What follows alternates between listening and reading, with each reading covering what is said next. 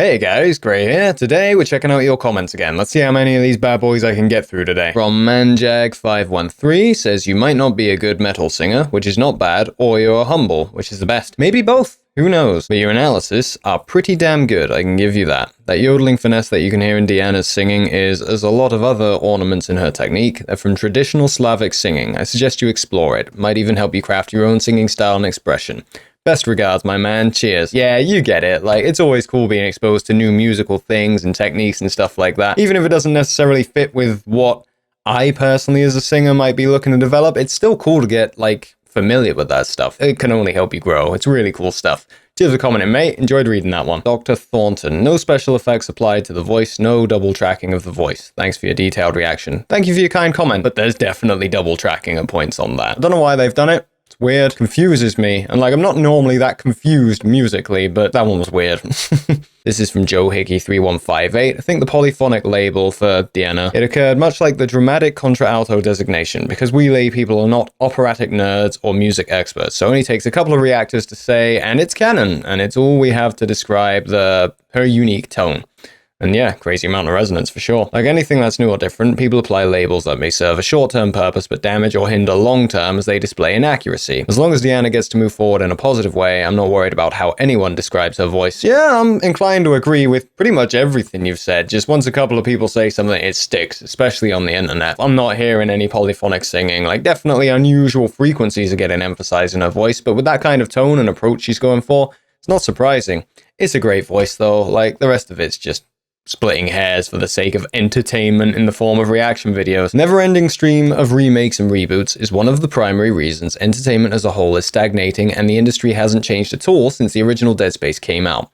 Literally, the only meaningful difference between this remake and the original is graphical horsepower, but every other facet of the game is either as good as or as worse than the original, whether it be sound design and voice acting or animation and combat mechanics. I agree with some of what you're saying. I get where you're coming from. Like, everything gets rebooted and remade now, which from one perspective really sucks. And whether it's film, games, whatever, I think the big reason for it is that big companies, they need to make a certain level of profit on things, so that minimizes the risks they can take trying out new properties, and it makes them much more likely to just rehash old ones again and again, which, yeah, fair, it's kind of creatively barren, but it's in the name of being able to maintain their position as a big financial industry, which they have to, you know. If the games don't make consistent profits like that, then they can't invest in new things anyway, though, and I think that's the issue. On the other hand, I really like most of these remakes. The Final Fantasy VII remake, as an example, is a phenomenal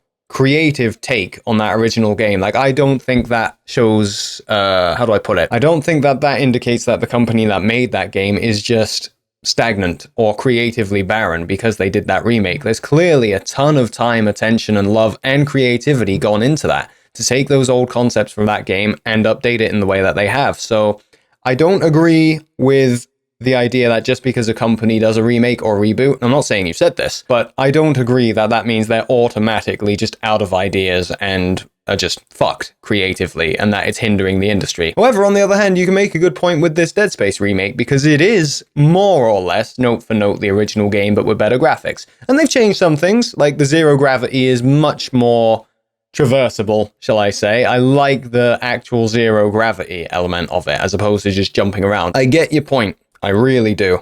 But I also do like that these remakes just, as I said earlier, they keep things moving forward. They take those old concepts and the nostalgia and those kinds of things, and they keep refreshing it. I like that because it kind of keeps those old things that we all grew up with, that we know and love, alive in some sense, as opposed to just being a nostalgic thing. It's this weird push and pull with the gaming industry and the movie industry and any industry that's been going long enough that it's gotten big enough that to continue to see growth and to be able to do creative stuff, they have to make a certain level of profit. They're going to play it safe by treading on old properties that are kind of guaranteed to make that money. And that does limit things, but then that's what indie games are for. Like, there's so many cool indie-type games coming out. Things along the lines of Stardew Valley and that, when that come out, that was an indie game done by one guy, and obviously it's kind of not a remake of Harvest Moon. It's retreading that old ground, though, but it's so beautifully done, I don't think anyone would really lay that criticism at them for just kind of reusing old concepts and updating them. I think it was beautifully done. The gaming industry to me is kind of like the music industry. It's such a broad, wide, varied thing now. And it takes some work to find the stuff that you're into, because big companies, they have the financial thing. They've got to go that way. They have to play it safe. So you kind of know what you're getting with the big gaming companies. You kind of expect these remakes. You kind of expect that stuff. But it doesn't mean that the gaming industry as a whole is stagnant. I don't think so at all. I think it's incredibly creative and diverse, and that's really awesome. So thank you very much for your comment, Connor. I really enjoyed, thinking about that. And I get your points. I really do. But I don't necessarily agree with all of them either. We've got a Russian comment. Okay, let's check this bad boy out. Looks like a Norman guy. Such devils with axes sailed to rob, kill, rape. Maybe a good guy in life, but the external image repelled. I wanted to take the sword in my hands and cover my own and loved ones from such a thing. How about you, brother Slavs? My God, you went hard with that one, didn't you? My God, do I look that violent? Patricia Palmer, hello again, Pat. Almost as rare as a Painite? I'm not sure what that is. If you care to clarify, that'd be brilliant. He's truly a Renaissance man and nowhere near approaching his zenith. That I agree with. I love seeing, and that's why I love doing these reactions. I love seeing young, capable artists and their growth. Seeing how other people grow and progress with the skills that they're passionate about.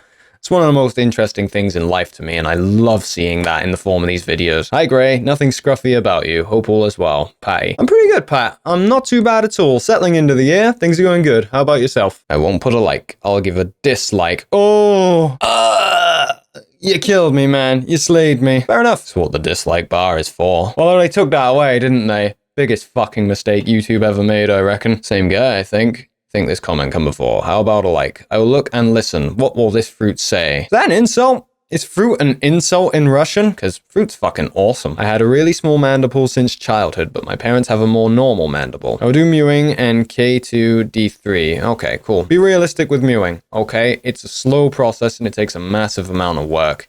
And I know a lot of people say, oh, that means it doesn't work. Like, it works. But it's along the lines of when people say, oh, I'm going to hit the gym and get a six-pack. Well, great, but just hitting the gym's not going to create that. It takes a lot of time, a lot of knowledge, a lot of very deliberate application of those kinds of concepts. And yeah, depending on your starting point, you might struggle to make progress. But it is worth it. Keep at it. But if you have significant issues, I personally would say, realistically for most people, you probably want professional help. I think I'm jaded with my recommendations with people with the time frame for mewing, because I know how impatient most people are. I approach mewing purely from the side of trying to improve my health, for the most part, and especially maintain decent posture and health into old age.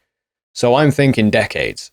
Most people aren't. A lot of people coming to this stuff are thinking, I'm going to do this for 6 months and look like a whatever the fuck the term is, like a giga chad and get laid all the time and this and that. And that's not how it works. And I disagree with the mentality behind that as well. But yeah, definitely go with the mewing. Definitely consider seeing a professional if you want to speed up results or get extra help with getting on with it, because it will save a lot of time. But yeah, be realistic with mewing. Most people just don't have the patience to push through to get real, genuine results. And it's worth it if you do. But best of luck to you at any rate. Cheers. I'm very grateful that young guys like you, Gray, and Dimash have such a rich interior. Well, that's very kind of you. You help us think and accompany us. This work deserves it, yes, because it shows us the reality of the war, but masterfully dives deep into our personal decisions in life. And you, Gray, have expressed it so well that almost 8,000 people we have been hanging on each of your words. It's like throwing a pebble into the water. One never imagines how far its waves reach. You've done us a lot well, even here in distant Argentina. Thank you by heart. That's incredibly sweet of you. That's incredibly kind words and incredibly flattering. And that seems to be the wrong picture. That's weird. I don't know why it's got the picture of the mandible one there. YouTube, sort your shit. You've got it on the head, mate. Nail on the head. Throwing a pebble into the water and seeing how far the waves reach. That's the joy of the internet. Things can ripple. You can have that kind of impact. You can generate some good. Like, my life is infinitely better because people have done videos about random stuff as well that you wouldn't assume would have had a positive impact like that. But people a million miles away have done random stuff that I've been able to, through the power of the internet, watch and pick up and interpret and then feel inspired and do my own thing with it, and improve my own life. And then hopefully, have a ripple effect with other people as well. Just, yeah, you've summed a lot of stuff up beautifully there, and I'm incredibly grateful for that comment. That's very sweet. How unpleasantly he reacts. There are no emotions on his face. For the first time I see such a specialist, complete indifference. Had you listened to what I said, you wouldn't have heard much indifference, but that's on you. I've said it many times, like, with my reaction videos, you won't catch me making, like, sex doll faces or things like that. And you know what? I might do that in a thumbnail at some point. Just get a nice, obvious sex doll and just stick it up there and see if anyone notices the difference from most reactor thumbnails. Because, man, that shit's not my thing. I'm not 10 years old. I'm not going to fly off the handle just because I've heard a song. I've heard high notes before. I've heard singers before. So, no, I'm not going to freak out and... with that kind of thing every time I hear a decent singer, or even an amazing singer. There's no need for it. I find it funny how unpleasant some people find that, and maybe there's a language barrier there, because I express myself verbally, especially in my videos. Like, it's not physical, oh my god, he did a high note, what the fuck, I've never heard a high C before. My thing is I tend to articulate my feelings in words. If you don't want to pay attention to what I'm saying, that's on you, but you don't get to bitch about me not expressing any emotions later if you didn't bother to pay attention to it, because, like, you probably should. Like, there's speech coming out as well as facial expressions, and if you're going to watch a video and not listen to half the content in that way, then, like, why? I don't know. I got nothing to say to that. That's weird. I find it weird, but fair enough. I appreciate the dislike. Mind-blowing, bro. It's cool that the backing track sounds kind of like Metallica covering Sabbath in '86. In terms of doing covers on YouTube, I don't know whether I should be trying to do accurate representations of the original or just kind of do my own thing with it. And I kind of did both here, where I played it more or less note for note as the original and then just thought, fuck it, chuck the drop-tuned guitar on the bottom because it just sounded awesome. Yeah, it does sound kind of Metallica-y. I think that's because the snare drum I used, the preset, was that Ludwig Black Beauty, which I'm pretty sure was what Lars used back in the day that he borrowed from Def Leppard, who's one of my favorite bands of all time. And I love that drum sound. It kind of sounded like that a bit here. So I'm glad you picked up on that in some format. That's pretty cool. I'm glad you enjoyed it. Thanks very much for saying so. I have no clue what to make of this one. Second time he got me. Son teaches dad how to love mum. What can you do to make someone sing better? Sing in Spanish, or at least wash the dishes better than mum. The elves at least shaved and did not hide their ears. Tomorrow you will reach that you will criticize Newton. So for experts. I think you've been on the internet too long, mate. Or Pornhub at the very least. There's some weird fetishes highlighted there, aren't there? Go outdoors. Meet normal people. Did your tinnitus went away or the volume become lower? Drastically lower. It hasn't gone away completely, but from 6 noises I'm now down to about 2. And one of those switches on and off a little bit here and there when I can get really relaxed. But yeah, it become drastically objectively lower. It can happen no matter what your doctor says and no matter what the council of awesome educated experts on a tinnitus forum tell you either. It can get better. Ignore anyone that says it can. It's all about figuring out how to calm your nervous system down and deal with as many factors as you can. Diet's a factor, lifestyle stress is a factor.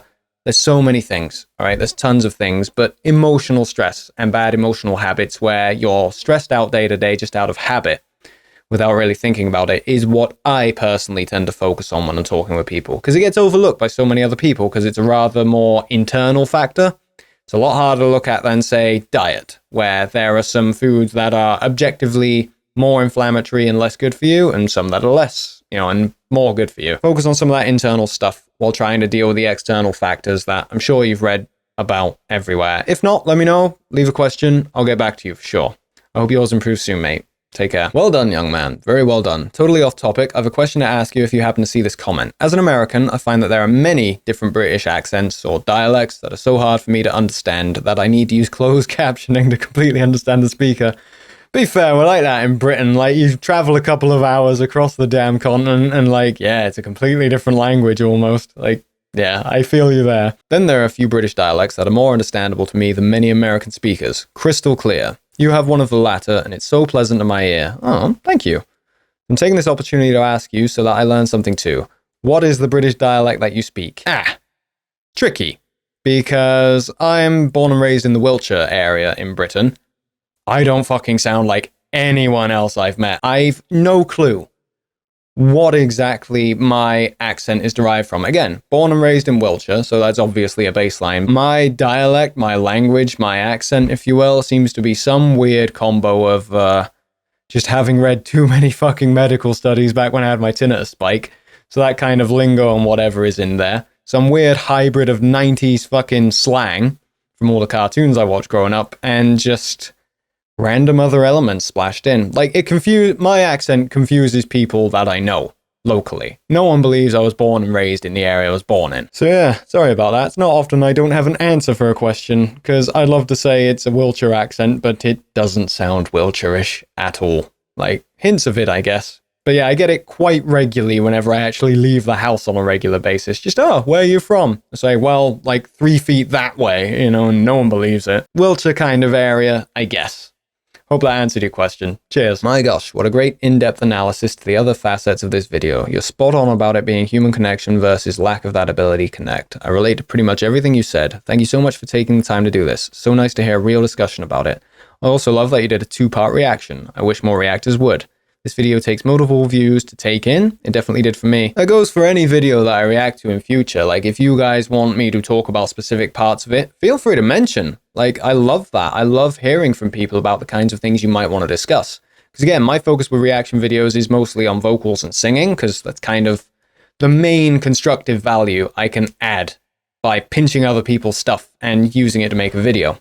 And for me, that's a big thing. I've got to do something that adds some value, because otherwise you're just being a dick. But yeah, feel free to mention if there's parts that you feel that I should maybe do a video on that I haven't focused on. Like, I'll be well up for that. I've really enjoyed doing this as almost a series. That's worked really nicely, and it's opened a lot of really cool discussions. So definitely, just let me know. I'll get right on with it. I think that's all the time I got for today. I've been at this over an hour. Jesus, there's a lot of comments to get through. Thank you so much for sharing them. Like, I'm really, really just loving reading through the comments and responding to you guys. So I hope you've enjoyed this video as well. If you have any particular questions you want to ask, feel free to, either here or my latest video or wherever. Hopefully YouTube notifies me and I can get back to you as soon as possible. If you have other types of content you want to see me do as well, feel free to suggest it. I'm open for checking anything out. And yeah, I hope you guys have enjoyed this video. Take care till next time. Hope you have a lovely day. I'll see you soon.